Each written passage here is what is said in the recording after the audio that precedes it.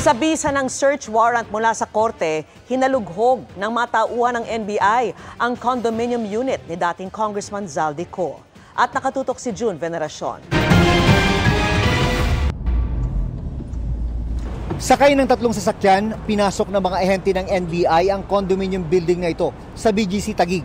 Ito ay sa bisa ng search warrant mula sa korte para halughugin ang unit ni dating Congressman Zaldico, kaugnay ng kasong paglabag sa Anti-Graft and Corrupt Practices Act. Sa bisa ng search warrant, pwedeng pwersahang magbukas ng mga vault ang mga ahente ng NBI. Pwede rin silang magkumpiska ng mga cash at dokumento. Ito po sa search warrant, in the application, there is a mention that there is a need and necessity to see kung anong laman ng vaults na yan, at yung laman ng vault na yan, potentially baka magagamit na ebidensya doon sa ating iniimbestigahan ng kaso. The inventory sheet would include everything that was seized during the implementation. The operatives will be preparing a post-operation report addressed to the director, at dyan lang po namin masasabi kung ano yung mga nakuha na.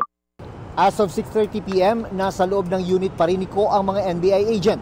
Hindi pa masabi ng NBI kung hanggang kailan tatagal ang paghahalughog. Depende raw ito kung meron ng makuhang sapat na ebidensya.